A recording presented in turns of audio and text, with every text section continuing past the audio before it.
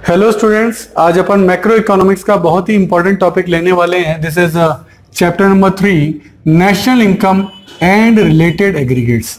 किसके related aggregates कौन से हैं वो अपन देखेंगे। वैसे अपन पिछले टॉपिक में इनको देख चुके हैं, थोड़ा सा रोटेशन है। Depreciation, NFIA and net indirect taxes, इन सब का अब कंबाइंडली यूज आप इस चैप्टर में देखेंगे। और इसके अलावा नेशनल इनकम के आगे के कौन से पार्ट होते हैं वो भी अपन को यहाँ डिस्कस करने हैं। सही है, तो सबसे पहले अपन इसको देखते हैं। इसको मैं एक एग्जांपल की हेल्प से आपको समझाता हूं। मान लेते हैं ये है gross domestic product at market price. सही है, मैं इन तीनों का यूज आपको करके दिखाऊंगा। तो जीडीपी एट एमपी में से यदि डेप्रिसिएशन को लेस कर दे, डेप्रिसिएशन क्या है अपन पिछले चैप्टर में डिस्कस कर चुके हैं, तो ग्रॉस में से डेप्रिसिएशन को लेस कर दे तो ये आ जाएगा net domestic product at market price. सही है, डेप्रिसिएशन को लेस कर दिया। अब मैं इसमें एनएफआईए ऐड कर देता हूं, net factor income from abroad add कर दिया। तो इससे क्या होता है, डोमेस्टिक जो है एनएफआई ऐड करने पे नेशनल बन जाता है। ये तो नेट है ही, ये डोमेस्टिक एनएफआई ऐड करने पे नेशनल बन गया, एनएनपी एट मार्केट प्राइस। सही है, तो ये आ गया net national product at market price. अब नेट इनडायरेक्ट टैक्सेस है, मैं नेट इनडायरेक्ट टैक्सेस इसमें से यदि लेस कर दूं तो ये मार्केट प्राइस जो है वो फैक्टर कॉस्ट में कन्वर्ट हो जाएगा और ये आपका बन जाएगा net national product at factor cost. इसी को आप क्या कहते हैं, इसी को आप कहते हैं नेशनल इनकम।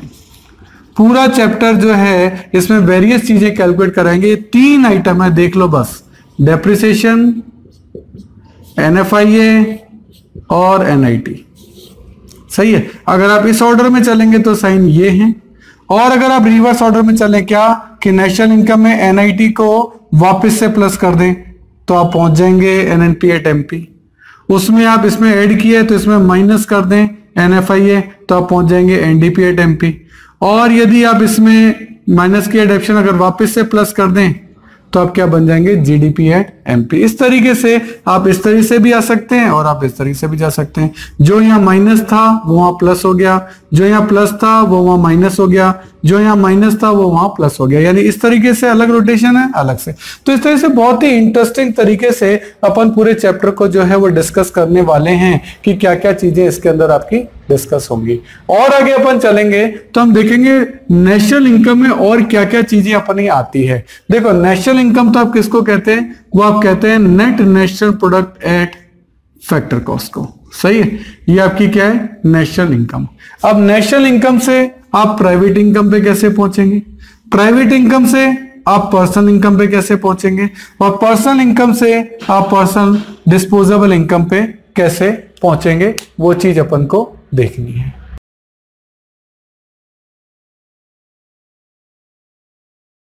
तो देखिए, नेशनल इनकम जो है उसको अपन कहते हैं एनएनपी एट एफसी, यानी net national product at factor cost. देखिए ऐसा है, इसमें अपन वेरियस स्टेप्स में जाएंगे, private income, personal disposable income, इनको हम कैसे कैलकुलेट करेंगे वो चीजें देखेंगे। तो देखिए, नेशनल इनकम का तो मतलब हो गया पूरे देश की इनकम। अब उस नेशनल इनकम में से भी प्राइवेट की इनकम कितनी है, तो सर प्राइवेट की इनकम अगर हमें निकालनी है तो इसमें से गवर्नमेंट की इनकम हटा दो। ये क्या, income from property and entrepreneurship accruing to government administrative department. सही है, गवर्नमेंट एडमिनिस्ट्रेटिव हो गया गवर्नमेंट के डिपार्टमेंटल, जैसे रेलवे डिपार्टमेंट, ये हो गया ना रेलवे डिपार्टमेंट। कोई डिपार्टमेंटल बोला तो उसका मतलब हो गया रेलवे, क्यों रेलवे के आगे क्या वर्ड लगता है, डिपार्टमेंट। इस तरह से गवर्नमेंट के अलग अलग डिपार्टमेंट हैं, तो रेलवे डिपार्टमेंट और या कोई और डिपार्टमेंट हो उसकी इनकम आप हटा दो।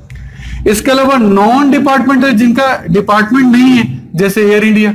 अब एयर इंडिया का कोई डिपार्टमेंट थोड़ा है, लेकिन उससे भी गवर्नमेंट इनकम तो कमा ही रही है, वो इनकम भी हटा दो। कुल मिलाकर हम गवर्नमेंट की इनकम हटा रहे हैं, क्योंकि ये टोटल इनकम नेशनल इनकम, इसमें से गवर्नमेंट की इनकम दोनों हटा दो, तब किसकी इनकम बची, प्राइवेट की इनकम। सही है, अब प्राइवेट की इनकम में भी एक ट्रांसफर इनकम और जोड़ना पड़ेगा। ट्रांसफर इनकम क्या, प्राइवेट सेक्टर ने कुछ इनकम्स कमाई गवर्नमेंट से, जैसे स्कॉलरशिप ली, ये ट्रांसफर इनकम है। बदले में क्या दिया, कुछ नहीं, पेंशन ली, तो प्राइवेट की तो ये इनकम है, पर ये हम जानते हैं ट्रांसफर इनकम को नेशनल इनकम में शामिल नहीं किया था। तो नेशनल इनकम के अंदर ट्रांसफर इनकम शामिल नहीं है, बट ट्रांसफर इनकम प्राइवेट्स की इनकम होती है, इसीलिए उसको यहाँ ऐड करना जरूरी है, इसीलिए इसको क्या किया ऐड, इससे आपकी प्राइवेट की इनकम निकल गई। वापस से सुन लीजिए, टोटल इनकम में से गवर्नमेंट की डिपार्टमेंटल और नॉन डिपार्टमेंटल इनकम दोनों को हटा दीजिए, और ट्रांसफर इनकम जो कि नेशनल इनकम में ऑलरेडी इंक्लूडेड नहीं है उसे ऐड कर दीजिए, तो ये आपकी आ गई प्राइवेट की इनकम। सब प्राइवेट की इनकम भी तो इसमें तो कंपनीज भी आ गई और पर्सनल लोग भी आ गए। हमें क्या चाहिए, हम चाहते हैं पर्सनल इनकम आ जाए, यानी केवल लोगों की इनकम, कंपनीज की इनकम हटा दें। तो इसमें से कंपनी की दो इनकम्स हटाई जाती हैं, एक कॉर्पोरेट टैक्स और एक रिटेन अर्निंग्स। ठीक है, कॉर्पोरेट टैक्स जो कंपनीज के ऊपर जो टैक्स लगता है उसको कॉर्पोरेट टैक्स बोलते हैं, और एक होता है रिटेन अर्निंग, कंपनी ने डिविडेंड पे करने के बाद, कंपनी ने शेयर होल्डर्स को डिविडेंड पे करने के बाद जो खुद के पास अर्निंग रख ली हैं वो कंपनी की अर्निंग्स हैं, उनको हटा दो। अब जब इनको हटा दिया तो कौन सी इनकम बची, पर्सनल इनकम। अब ये आ गई लोगों की इनकम, पर्सनल इनकम, इसमें कंपनी की कोई भी इनकम शामिल नहीं है। अब उसमें से भी लोगों ने, जो पर्सनल लोग हैं उन्होंने पर्सनल टैक्स दिया होगा। पर्सनल टैक्स का मतलब क्या हो गया, इनकम टैक्स। मैंने बताया डायरेक्ट टैक्सेस की बात हो रही है। इसके अलावा miscellaneous receipts of the government, government ने कोई पेनल्टी लियो, कोई फाइन्स लिए हो, कोई फॉर्म्स की इनकम वगैरह भरने की इनकम लियो, वो सब चीजें जो भी गवर्नमेंट ने लोगों से ली है उनको लेस कर दीजिए। तो अब लास्ट स्टेप पे पहुंच जाएंगे किस पे, पर्सनल डिस्पोजेबल इनकम। सही है, इसको शॉर्ट में आप कहते हैं पीडीआई, पर्सनल डिस्पोजेबल इनकम। सही है। अच्छा, पर्सनल डिस्पोजेबल इनकम तक पहुंचने के लिए हमें यहां से चलना पड़ा, तो ये लाइन इस तरह से चल सकती है। पहले हम यहां पहुंचे माइनस माइनस प्लस करके, फिर पर्सनल से यहां पहुंचे दो चीजें माइनस करके, फिर दो चीजें माइनस करके आप यहां पहुंचे। वैसे हो सकता था क्वेश्चन में आपको पर्सनल कंजम्पशन एक्सपेंडिचर और पर्सनल सेविंग दे रखा हो, तो इन दोनों को अगर मैं ऐड कर दूं तो पर्सनल डिस्पोजेबल इनकम पीडीआई हम निकाल भी सकते हैं। भाई पीडीआई मान लो पर्सनल डिस्पोजेबल इनकम किसी पर्सन की है 100 रुपए, उसमें से उसने 70 रुपये खर्च कर दिए, तो उसने सेव कितने कर लिए, 30 रुपये। सही है। तो इस तरीके से पर्सनल डिस्पोजेबल इनकम वो उसके डिपेंड करता है कि उसकी खर्च करने की आदत कैसी है। वो खर्च ज्यादा भी कर सकता है, कम भी। यहाँ उसने 70 खर्च किए और 30 जो है वो सेव किए। इस तरीके से आप नेशनल इनकम से पर्सनल डिस्पोजेबल इनकम पे पहुंच सकते हैं। इसके न्यूमेरिकल बनते हैं, नेशनल इनकम आपको दे देगा, ये सारे कंटेंट होंगे, लाइन वाइज उनको एडलेस करते हुए आना, आप पीडीआई तक पहुंच जाएंगे। लेकिन कई बार सिचुएशन उल्टी हो जाती है। क्या वो कहते हैं पर्सनल आपका कंजम्पशन इतना है, सेविंग इतना है, आपकी पीडीआई निकल गई। अब पीडीआई से अब नेशनल इनकम में पहुंचना है तब उल्टा चलेगा, ये पूरा का पूरा चार्ट अब यहां से उल्टा हो जाएगा। सही है। ये दो चीजें जो लेस हुई थी इनको ऐड कर देंगे तो आप कहां पहुंच जाएंगे, पर्सनल डिस्पोजेबल पर्सनल इनकम के ऊपर।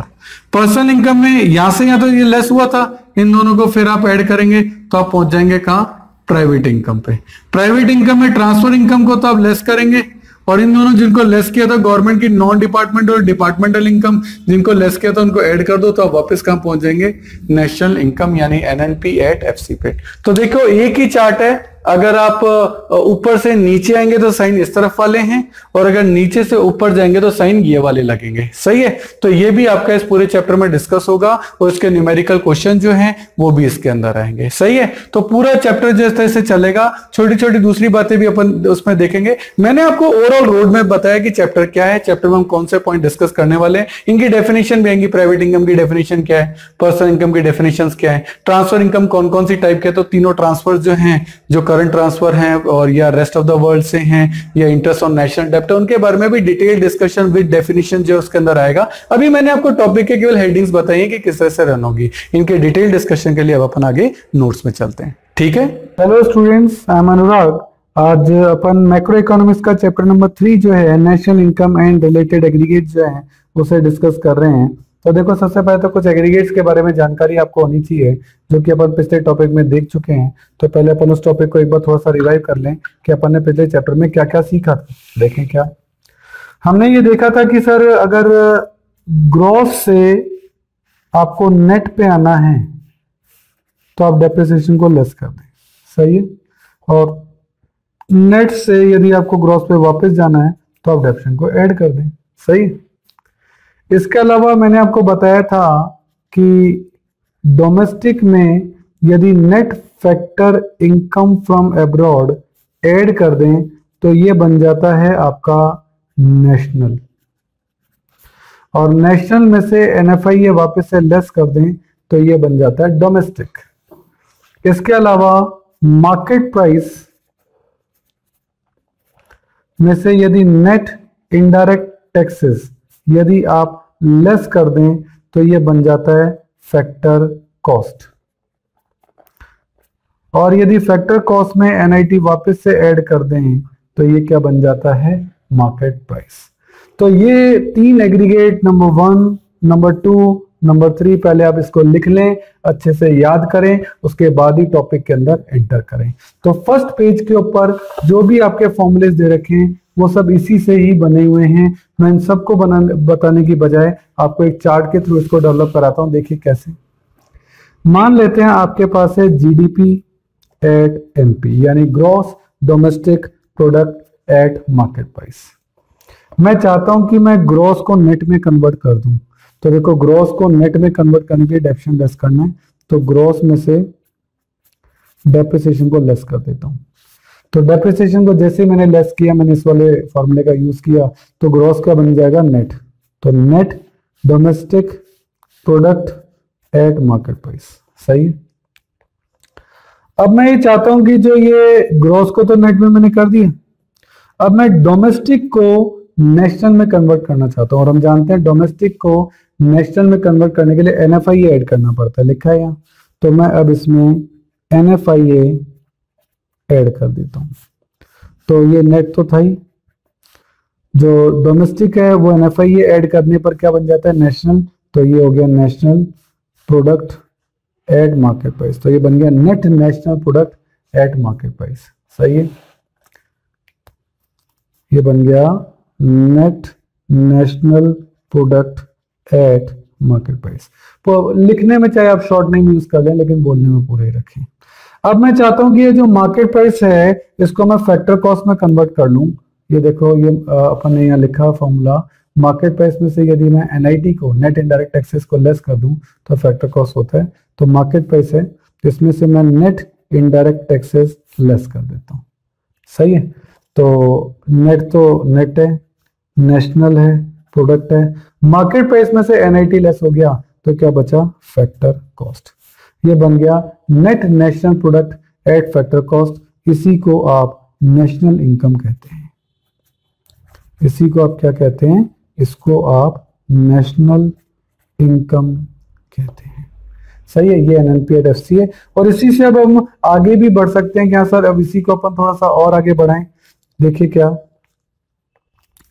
मैं चाहता हूं ये नेट ग्रॉस हो जाए, तो जो डेप्रिसिएशन मैंने लेस कर रखा था ना, उसको मैं वापस से ऐड कर देता हूं। अब अगर मैं डेप्रिसिएशन इसमें ऐड कर देता हूं तो ये नेट क्या बन जाएगा, gross. Gross national product at factor cost. सही है। ऐसे ही मैं चाहता हूं ये जो नेशनल है ना, ये फिर डोमेस्टिक बन जाए।